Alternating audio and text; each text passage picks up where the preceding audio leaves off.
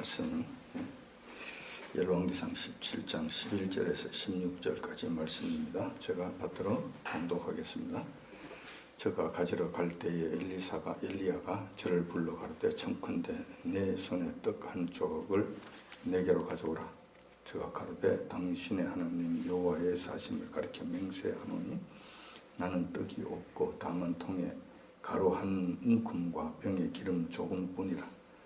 내가 나무가지 2옷을 주어다가 나와 내 아들을 위하여 음식을 만들어 먹고 그 후에는 죽으리라. 엘리야가 저에게 이르되 두려워 말고 가서 내 말대로 하려니와 먼저 그것으로 나를 위하여 작은 떡 하나를 만들어 내게로 가져오고 그 후에 너와 내 아들을 위하여 만들라. 이스라엘 하나님 여호와의 말씀이 나 여호와가 비를 지면에 내리는 날까지 그 통에 가루는 다하지 아니하고 그 병에 기름은 없어지지 아니하리라 하셨느니라.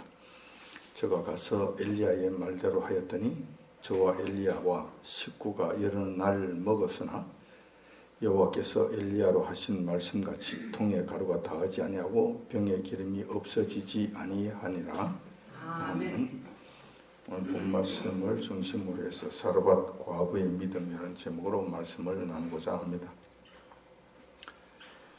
우리가 살아가고 있는 이 세상은 아름다운 곳도 아니고 찬란한 소망이 있는 곳도 아닙니다. 성경적 관점에서 보면 멸망을 향하여 질주하는 기관차와 같은 모습입니다. 이런 세상 속에서 우리는 지금 살아가고 있다는 것입니다. 성경에서는 이러한 말세 때에 대해서 여러 가지로 말씀해 주셨습니다. 징조에 관한 말씀도 해 주셨죠. 오늘은 그 중에서도 징조의 말세 때 일어날 징조 중에서 기근에 관한 말씀을 드리고자 합니다. 과연 말세 때에는 기근이 발생하는가? 기근이 발생한다면 그 근거는 무엇인가? 또한 기근은 어떤 식으로 나타나는가? 만약 기근이 분명하게 일어난다면 우리는 어떻게 대처해야 하는가? 그 기근에서 어떻게 살아남을 수 있을까? 하는 전반적인 문제들을 본문 말씀을 중심으로 해서 한번 살펴보고자 하는 것입니다. 요한계시록 6장에 보면은 아주 중요한 말씀이 기록되어 있죠. 요한계시록 6장에서는 여러분들이 잘 아시는 바와 같이 예수님께서 7인을 떼시는 장면이 나옵니다. 요 하나님 손에 갖고 계셨던 그 두루마리를 그 누구도 펴지 못하는데 우리 주님만이 하나님께로부터 그 두루마리를 받으셔서 7개의 인으로 봉함된 그 두루마리를 하나씩 여는 그 모습을 보이고 있습니다. 그런데 이때 세 번째 인을 떼시게 되면 검은 말이 나오는데 그 검은 말을 탄 자가 이 세상에 극심한 흉년을 몰고 오는 것을 보여주고 있습니다. 계시록 6장 6절에 그 말씀이 기록되어 있지요. 그 말씀에 보면은 그 탄 자가 손에 저울을 가졌더라. 내가 내 생물 사이로서 나는 듯한 음성을 들으니 가로되 한 데나리온에 밀 한 대요 한 데나리온에 보리 석대로다. 또 감람류와 포도주는 해치 말라 하더라. 그 당시에 한 데나리온은 장정 1인의 하루 일당을 말합니다. 지금 우리 돈으로 계산하면 대충 한 10만 원 정도가 될 것입니다.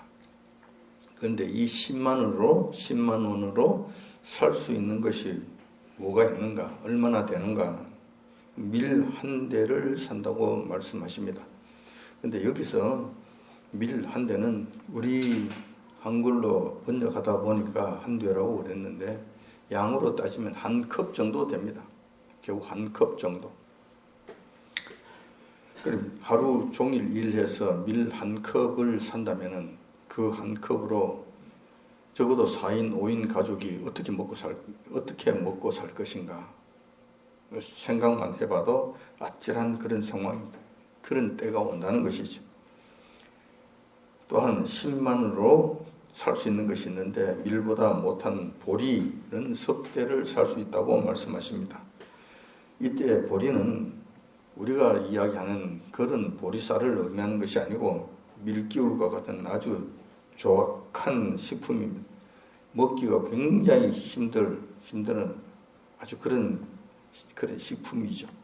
그마저도 3컵 정도밖에 살 수 없다는 것입니다. 그만큼 그때는 물가가 비싸고 또 식량 구하기가 힘든 그런 기근의 시대라는 것을 말씀해 주고 있습니다. 이러한 현상들은 전 세계적으로 나타날 것인데 엄청난 기근이 찾아와서 백성들이 먹고 사는데 상상 이상의 고통을 당하는 모습을 보여주는 것이라고 하겠습니다. 주님께서도 여기에 관한 말씀을 해주셨죠. 마태복음 24장 7절 8절에서 그 말씀이 기록되어 있습니다. 민족이 민족을, 나라가 나라를 대적하여 일어나겠고 처처에 기근과 지진이 있으리니 재난의 시작이라. 여기서 주목할 만한 말씀은 기근이 있다는 말씀입니다. 반드시 이 말세 때가 되어서 이 환란이 시작되면은 기근이 찾아온다는 것입니다. 언제쯤 좀 더 구체적으로 그런 때가 언제일까? 이 말씀은 우리가 계시록 11장을 통해서 우리가 알 수가 있습니다. 요한계시록 11장에 보면은 두 증인의 사역이 나옵니다.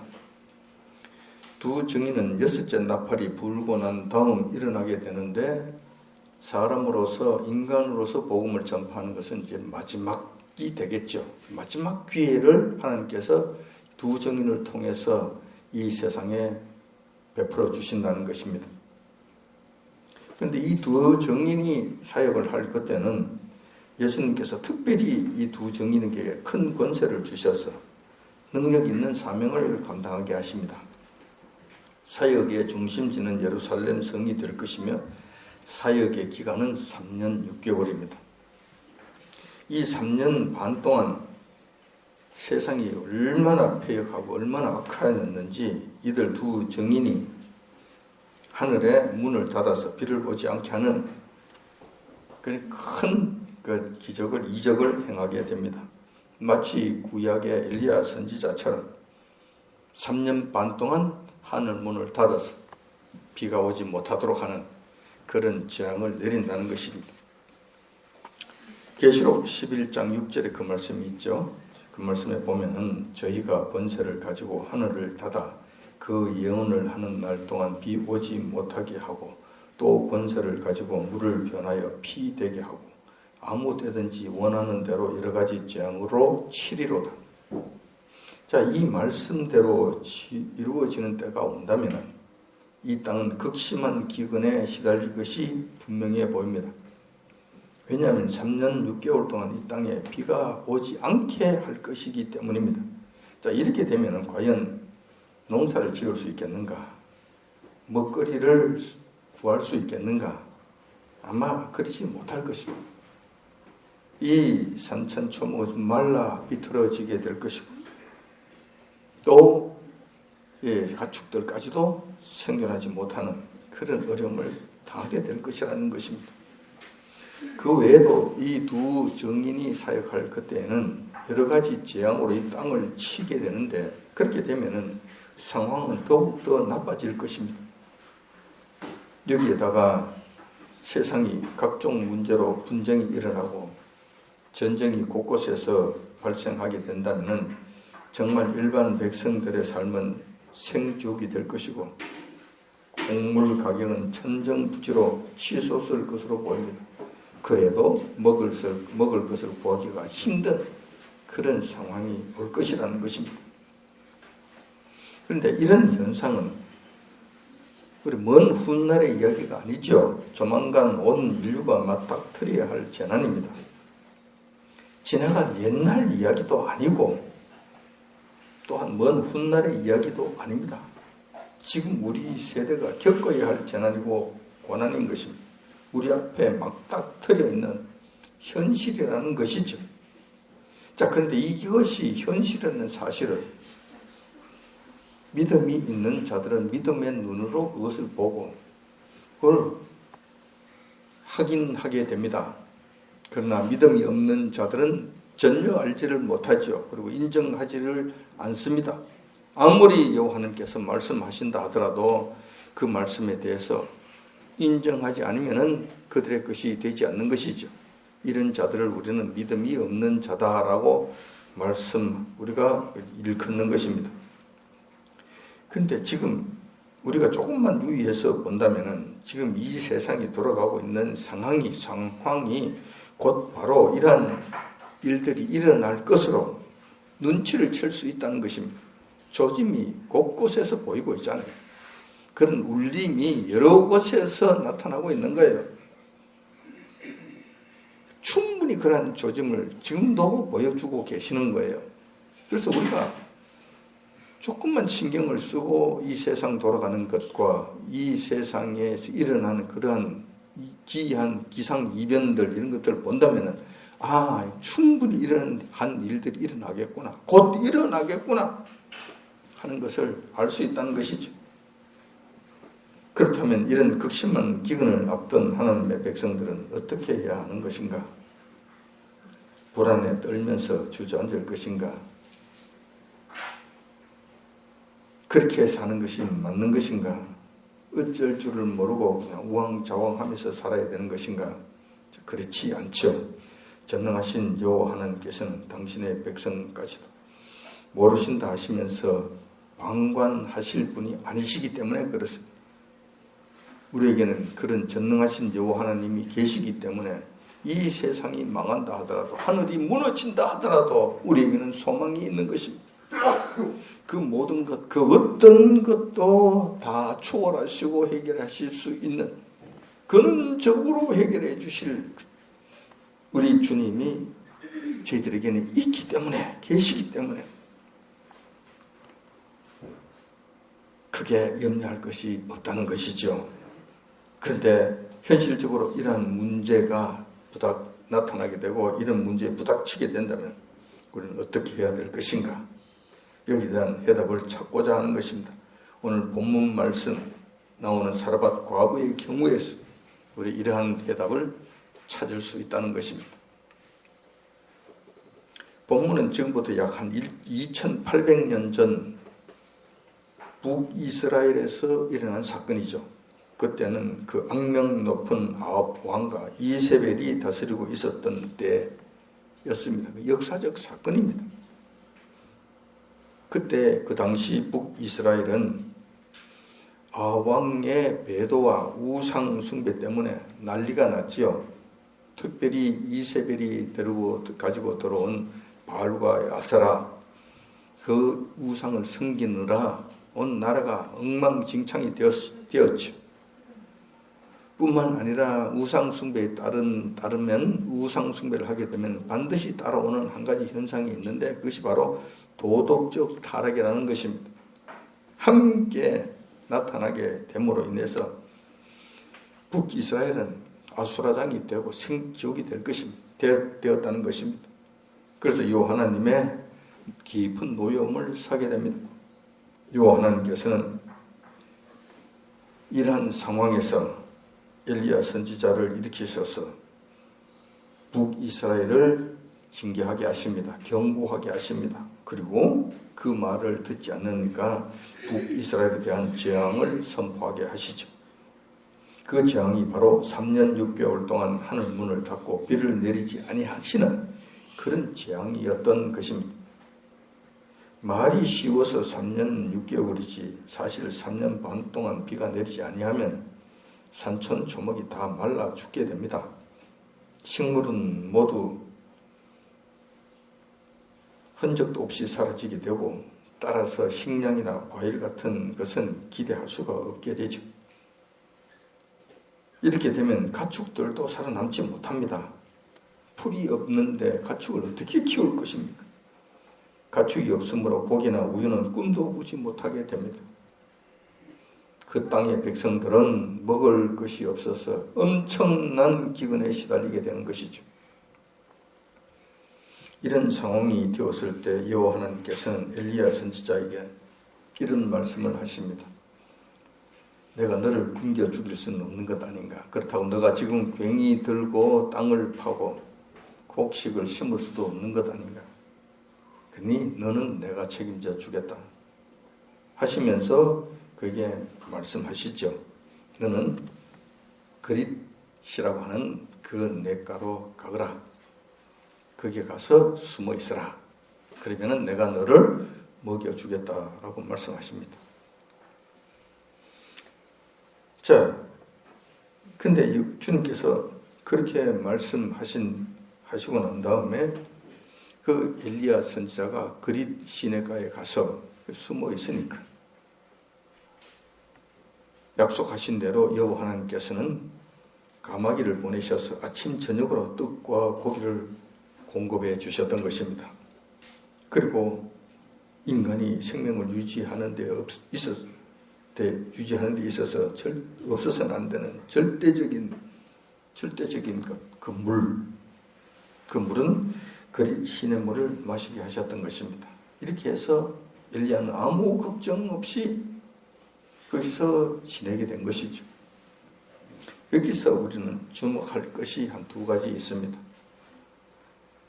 그 사건을 통해서, 까마귀 사건을 통해서 우리가 두 가지를 알 수 있다는 것이죠. 첫째는 식사를 아침 저녁으로 하루 2번 했다는 것입니다. 이 사실을 통해서 우리는 지금 하루 3끼 식사하는 것, 이것은 자연스러운 것으로 여기는데 옛날에는 그렇지 못했다는 것이죠. 옛날에는 삼시세끼 식사하는 것은 큰 호사였다는 것입니다. 우리가 삼시세끼 식사를 하게 된 것은 그렇게 긴 역사가 아니라는 거예요. 그래서 우리가 삼시세끼 하는 것을 정말 감사함으로 받으셔야 된다. 옛날에는 먹을 것이 없어서 그렇게 하지 못했다는 거예요.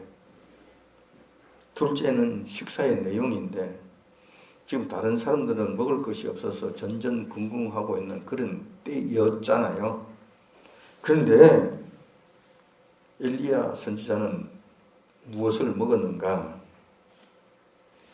여호와 하나님께서 기근 중에서도 공급해 주시는 식사가 결코 시시한 것이 아니었다는 것입니다. 까마귀를 통해 공급해 주시는 식사는 서민들이 평소 기근이 없을 때에도 구경하기 힘든 고기와 떡이었다는 거예요. 그 기근 속에서도 하나님의 사람들에게 여호와 하나님께서 공급해 주시는 것은 결코 시시한 것을 공급해 주지 아니하신다는 거예요. 박한 음식을 그냥 아무렇게나 그렇게 주시고 그렇게 하지 아니하신다는 거예요. 평소에도 먹기 힘든 고기였잖아요. 평소에도 대하기가 그렇게 쉽지 않은 떡이었잖아요. 그 까마귀는 어디서 그 떡과 고기를 가져왔을까? 어디서 가져왔을까? 아무래도 부잣집에서 가져왔겠지.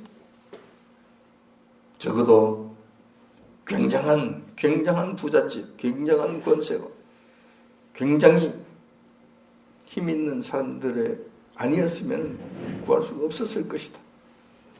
더욱더 제가 주목하고 있는 것은 그때 당시에는 바울과 아스라가 온 북이스라엘 땅에 퍼져 있었을 때였잖아요. 예, 그러니까 바울과 아스라 신전이, 그런 교회가 바울과 아스라 신전이 온 동네에 다 세워졌다는 거예요. 근데 거기서는 늘 제사가 지내졌겠죠. 그래서 시내가 가까운 곳에서도 그런 신전이 있었을 것으로 보입니다. 그곳에서는 이세벨이 공급해 주는 그 고기와 그 떡으로 제사를 지냈을 것으로 보입니다. 까마귀가 아마 그곳에 있는 고기와 떡을 가져다가 엘리야 선지자에게 갖다 주었지 않았나, 이런 생각도 해봅니다. 성경에 있는 것이 아니고 그냥 제가 추측을 해본 것입니다. 왜냐하면 그런 곳이 아니면 그때 당시에 떡과 고기를 구할 수 없기 때문에 그래요. 안 그런 고관 대작이거나 아합 왕의 밥상이거나 그래야 이걸 구할 수 있다는 거예요. 이렇게 해서 엘리야 선지자는 그릿 시내가에서 약 6개월 정도 생활했던 것 같습니다. 그랬던 중에 문제가 생깁니다. 6개월쯤 지나니까 그릿 시내조차 말라버리게 된 것이죠. 엘리야 선지자가 물을 공급받지 못할 지경에 이르게 되니까 이제 문제가 되는 것입니다. 그만큼 북이스라엘 땅의 가뭄은 급격하게 진행되었던 것입니다. 그러자 여호와님께서 다시 말씀하십니다. 엘리야 선지자에게 이렇게 말씀하시죠. 그 말씀은 아주 간단한 말씀입니다. 너는 시돈 땅으로 가거라. 시돈 땅 사르밧이라고 하는 그 동네로 가거라. 그러면은 그곳에 한 과부를 준비해 놓을 테니까 그 과부가 너를 공개할 것이다. 그러니까 그 길로 가거라. 그곳으로 가거라 라고 말씀하신 것입니다. 자, 이 말씀을 들은 엘리야는 무슨 생각을 했을까요? 그 과부가 굉장히 부자인 같다. 왜냐하면 지금까지 고기를 먹었잖아요. 상당히 괜찮은 구운 떡을 지금 먹었잖아요. 그런데 이 까마귀에 갖다 주는 것도 이러한데 그 과부가 나에게 공개를 하는데 하나님께서 준비해 주신 자라고 한다면은 그 집은 굉장히 부자인 것 같다. 부자인 모양이다. 그러니 그곳에 가면은 더 좋은 것을 먹을 수 있겠지. 이런 기대감을 가졌지 않았겠나 생각이 돼요. 저라도 그런 생각을 했을 것 같아요. 이제는 잠자리도 좀 편할 것 같고, 이제 반찬도 좀 더 여러 가지로 먹을 수 있을 것 같고, 이런 생각을 했을 것 같아요. 근데 여기서 우리가 한 가지 생각해야 될 것은 여호와님께서 해필이면 시돈 땅 사렙다 마을로 가라고 말씀하신 거예요. 그 시돈 땅이 어딨냐? 시돈 땅이. 그 시돈 땅이 바로 이세벨의 고향이잖아요. 바알과 아세라의 본산지예요. 우상 숭배 그냥 완전히 찌들어 빠진 그 동네란 말이에요. 그곳으로 가라고 말씀하신 거예요. 해필이면 그 길로 가라고 하셨을까? 그 시돈 땅으로 가라고 하셨을까?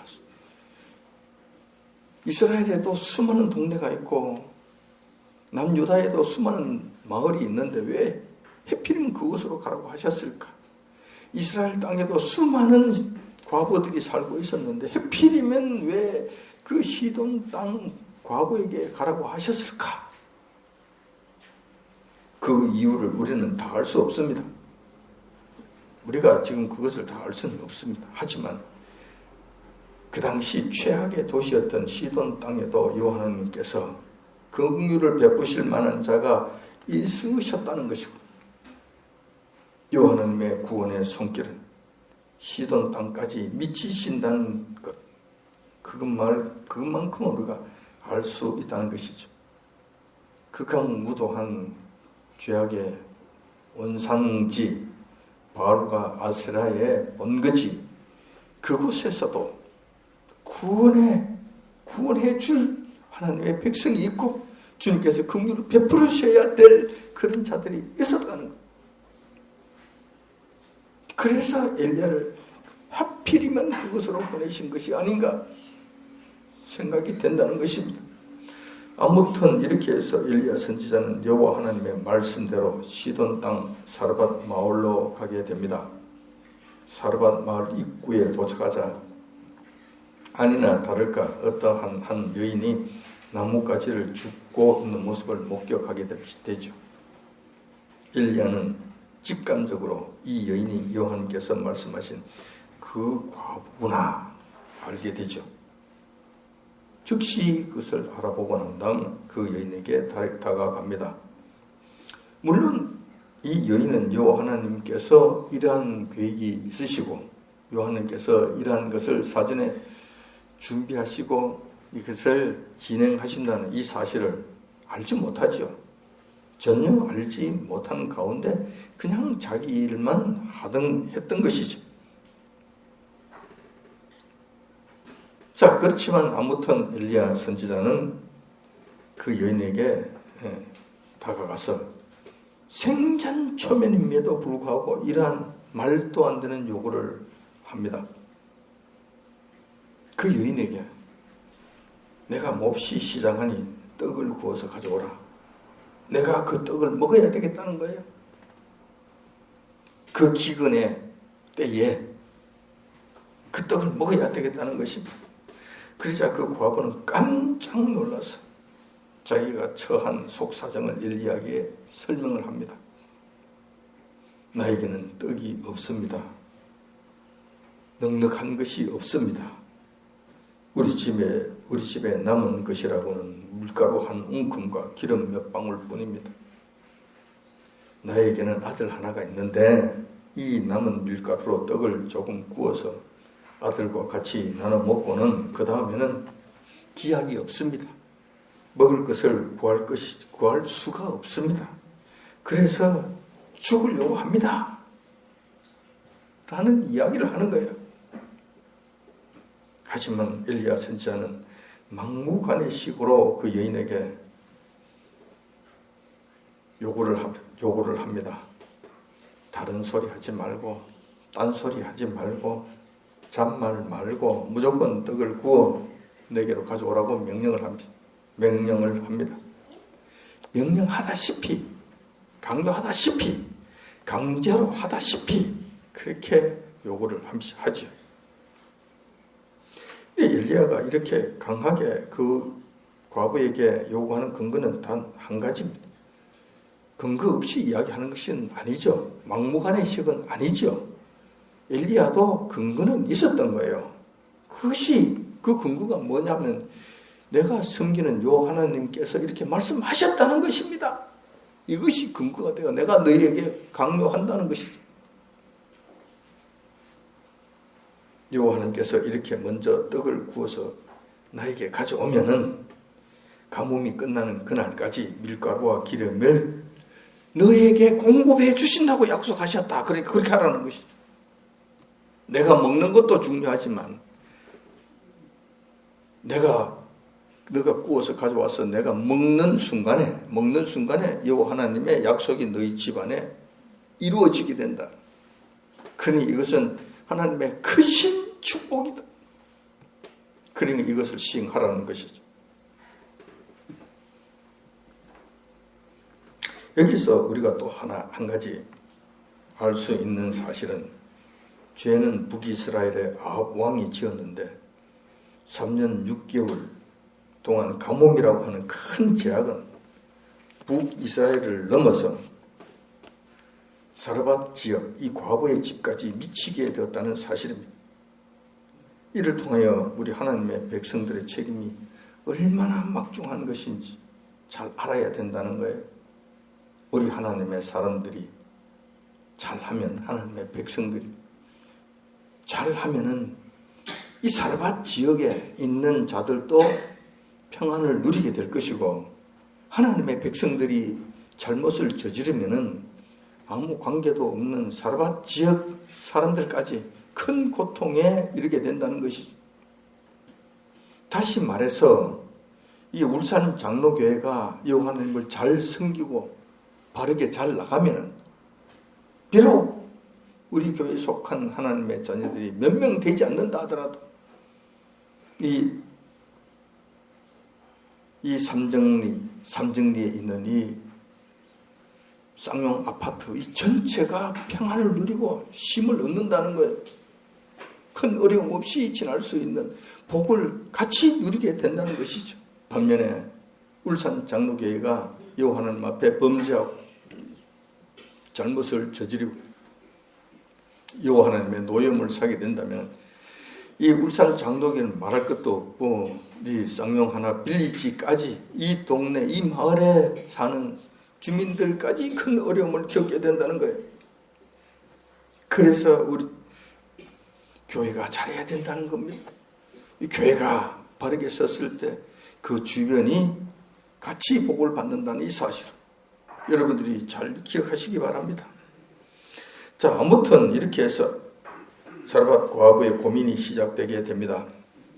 엘리야 선지자는 여호와의 하나님의 말씀이라 그러면서 사르밧 과부에게 이것을 요구를 했는데 자, 사르밧 과부의 경우는 어떨까? 이 명령에 순종하는 것이 쉬웠을까?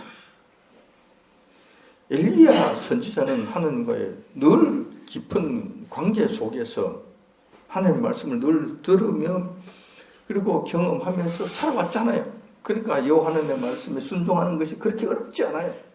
그냥 그렇게 하면 되는 거예요. 그리고 될 것으로 확신하고 가는 거예요. 근데 반면에 사르밧 과부의 경우는 어떠한가? 하나님에 대해서 알 수 있었을까? 글쎄, 잘 몰랐을 것 같아요. 왜냐하면 그 지역이 시돈 땅이잖아요. 바알과 아세라의 본거지잖아요. 바알과 아세라를 섬기는 그 우상의 영향력이 그 마을까지 깊이 들어갔을 것 아닙니까? 그러니까 우상 숭배에 깊이 찌들은 그런 동네였고 이러한 영향을 충분히 받고 살았던 자였지 않았나 생각이 돼요. 과부도 그랬을 거라는 거예요. 바알과 아세라의 영향하에서 그는 평생을 살아온 자였을 거라는 것입니다. 이런데 느닷없이 여호와 하나님께서 말씀하셨으니 이것을 순종하라. 쉬웠겠는가? 그런데 그것도 그냥 잔 나뭇가지 몇 가지를 나에게 달라 했으면 그것도 쉬웠을지도 몰라. 그냥 불쌍하니까 내가 주운 나뭇가지 몇 개 주면 그뿐이지. 그런데 그것이 아니잖아요. 지금 이거 먹으라면 끝이야. 더 이상 먹을 것이 없어. 마지막으로 남은 정말 귀한 이 음식을 가져오라는 거예요. 이것이 쉬웠겠는가? 하나님을 제대로 알지도 못하고 하나님을 제대로 경험하지도 못해. 바알과 아세라라고 하는 그 우상에 깊이 찌들어 있던 그 마을 사람이 이 주님의 명령이라고 하는 이 말씀을 듣고 순종하기가 쉬웠겠는가? 절대로 쉽지 않았을 것으로 보입니다. 그런데 일단 하나님의 말씀이 선포되는 곳에서는 심판이 일어나게 됩니다. 자, 이 말은 무슨 말씀이냐면은 하나님께서 말씀하신 그곳에서는 딱 두 가지밖에 없습니다. 그 말씀에 순종할 것인가, 순종하지 아니할 것인가. 이 두 가지밖에 없습니다. 만약에 순종한다면 축복이 될 것이고 순종하지 아니한다면 그는 벌이 될 것입니다. 그래서 심판이 일어난다고 하는 거예요. 하나님의 말씀이 선포되는 곳에서는 항상 심판이 일어납니다. 그때도 마찬가지고 지금도 마찬가지. 이 순간에도 마찬가지입니다. 제가 하나님의 말씀을 선포하잖아요. 이 선포하는 말씀을 아멘으로 받아들이고 실천한다면 여러분들에게 복이 될 거예요. 그러나 그 말씀까지도 글을 낳고 하나님 그냥 소리 지르고 기도하고 찬양 부르고 헌금 조금 하고 이렇게 하고 나면 내 마음이 편하잖아. 그럼 그게 좋은 것이지. 나중에 일 그런 게 있을라. 그건 나중에 일이고 하면서 그 말씀을 이런저런 핑계를 대어서 듣지 않는단 말이야. 그 말씀에 순종하지 않는단 말이지. 그러면은 그 순간에 그런 자들은 하나님의 심판을 자초하게 된다는 것입니다. 그래서 하나님 말씀이 선포되는 곳에서는 여러분들 조심하셔야 됩니다. 항상 심판이 일어나기 때문에 그렇다는 거예요.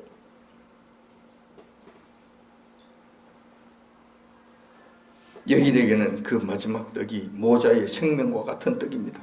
더 이상 구할 수도 없는 귀한 것입니다. 이것을 낯선 남자에게 선뜻 내놓는다? 그도 하나님의 말씀이라고 그러면서 요구를 한다. 이 무슨 미친 인간을 다 봤나?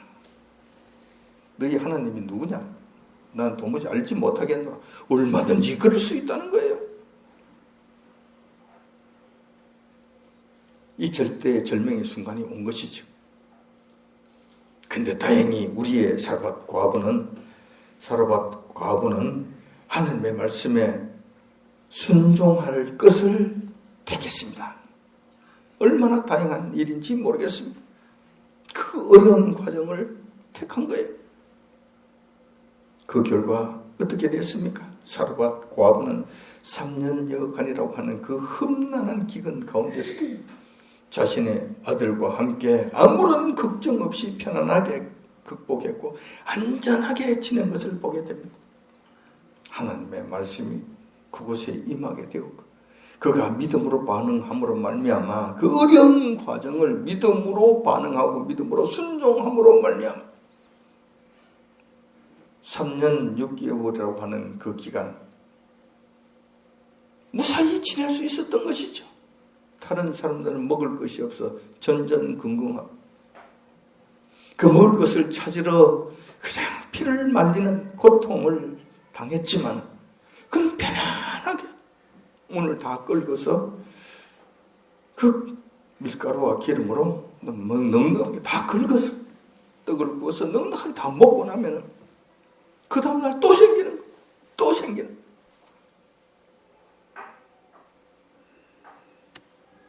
이런 기적을 체험하게 됐다는 것입니다. 여러분들도 기적을 체험하고 싶습니까?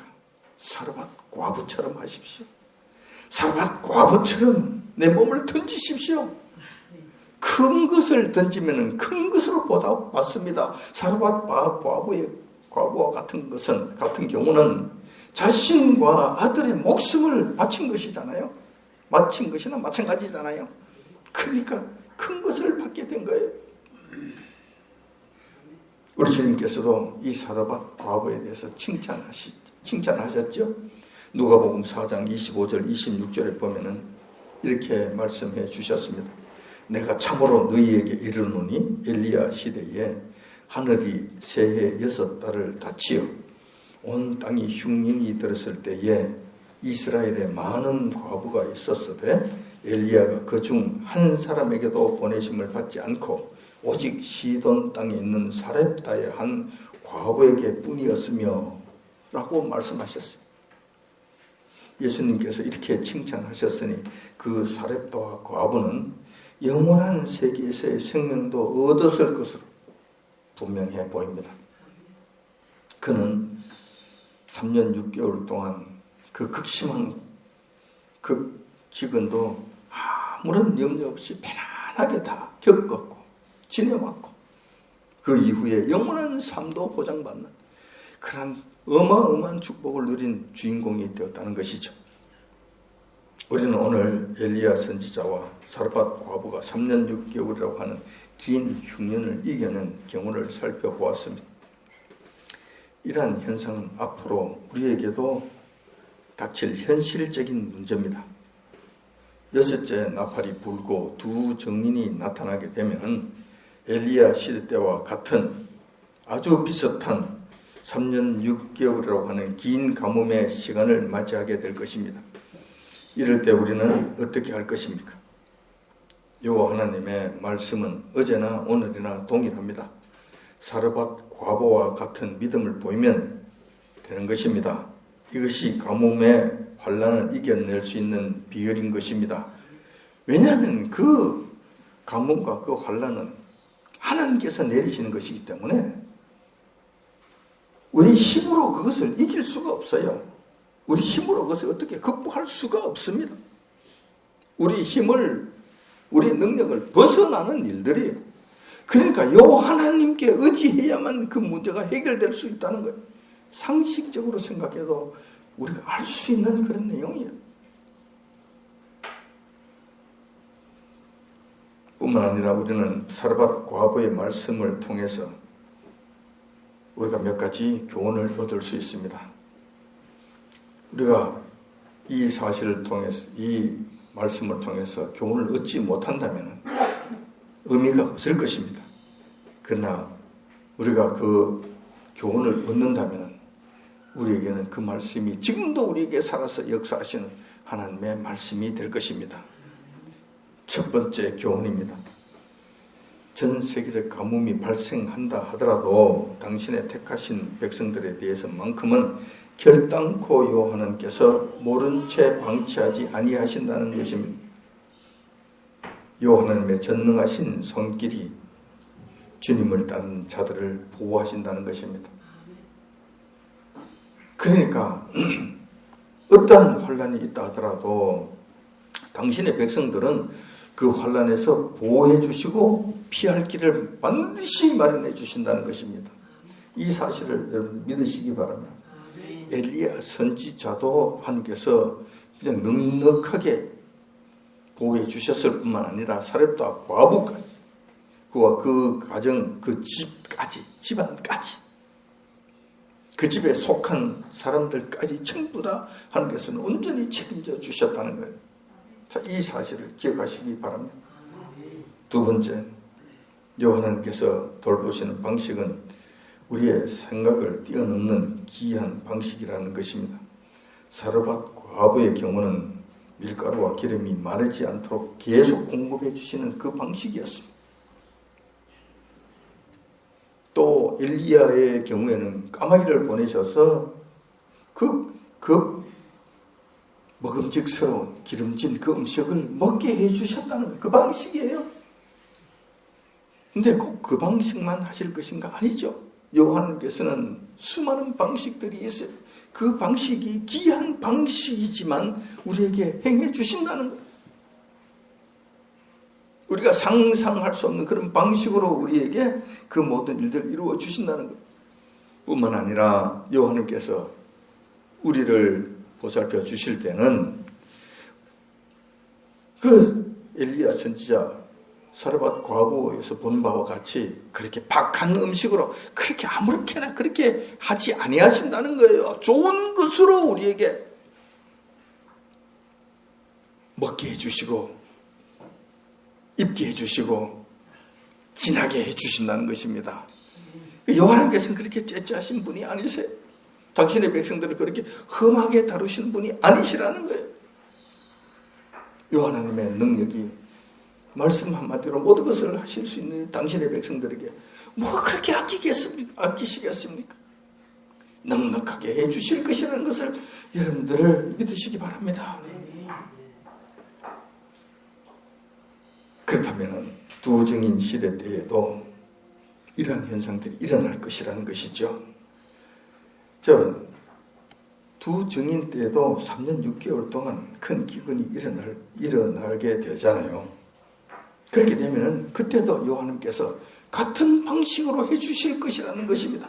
까마귀를 보내주시든지 쌀떡을 채워주시든지 아니면 하늘로부터 만나를 내려주시든지 어떻게 해주시든지 간에 하나님의 전능하신 방식으로 우리를 구원해 주실 것이다. 우리를 보호해 주실 것이다. 그런데 박하게 하시는 것이 아니라 넉넉하고 풍성하고 좋은 것으로 우리에게 먹여주시고 입혀주실 것이다 라는 것을 확신할 수 있다는 것입니다. 세 번째, 우리가 얻어야 될 교훈이죠. 이것은 사르밧 과부의 믿음을 본받아야 된다는 것입니다. 아무리 하나님께서 초자연적인 방법으로 우리를 보호해 주신다 하더라도 우리가 사르밧 과부처럼 믿음으로 반응하지 아니한다면 이 모든 것이 헛사가 된다는 것이죠. 우리 믿음으로 주님 앞에 나가지 아니한다면 아무것도 기대할 수 없게 된다는 것입니다. 사르밧 과부가 아니 당신에게 떡을 줄 수 없어? 그리고 거절했다면 어떤 결과가 되었겠습니까? 아무것도 일어나지 않았을 것입니다. 아무 기적도 그곳에서는 기대할 수 없게 되었을 것입니다. 똑같은 일이 일어난다는 것입니다. 그때에도 두 증인 일어나 3년 6개월이라고 하는 그 어마어마한 기근 속에서도 사르밧 과부처럼 목숨과 같은 마지막 떡을 과감하게 주님께 내어놓을 수 있는 그러한 믿음이 필요하다는 것입니다. 이렇게 됐을 때 우리는 여호와 하나님의 그 크신 기적을, 크신 보호하심과 크신 권능을 직접 체험하게 되고 내 것으로 만들 수 있다는 이 사실을 기억하시기 바라겠습니다. 우리는 지금도 여러 가지 뉴스를 통해서 지금 우리가 살아가고 있는 이 현실 자체가 지금 평범하지 않다고 사실을 알고 있습니다.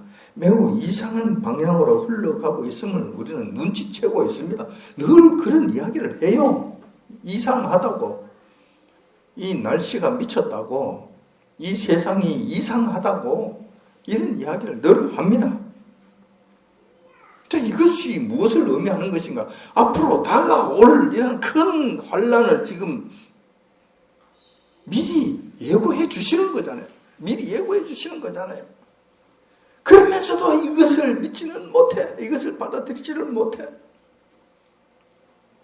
이런 것을 통해서 제6째 나팔이 불고 두 증인이 일어나면 이 세상은 엄청난 기근에 시달릴 것이라는 사실을 우리는 믿음으로 알 수 있는 거예요. 이것을 짐작할 수 있다는 것입니다.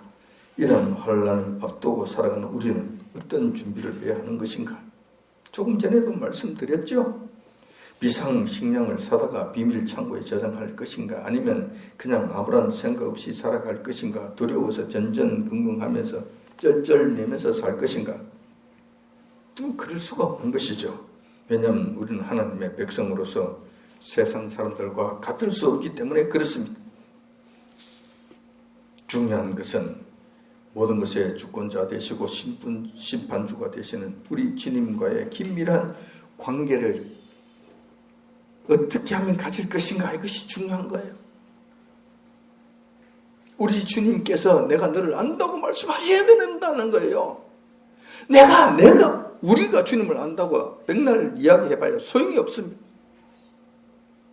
왜냐하면 헛된 망상을 가지고 어떤 헛개비를 만들어 놓고 이것을 주님이라고 그랬을 가능성이 너무 많기 때문에 그래. 그래서 우리가 그것을 확정 지으려고 한다면 주님께서 내가 너를 안다고 말씀하셔야만 확정되어지는 거예요. 이 자리에 들어가야 우리가 이 환난 때에도 우리 주님의 보호하심의 대상이 된다는 것이죠.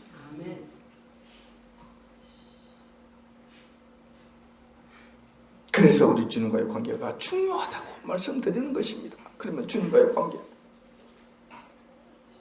확고하게 되어지려면 어떻게 해야 되는 것인가? 사라밧 과부처럼 이런 믿음을 가져야 된다는 것이죠.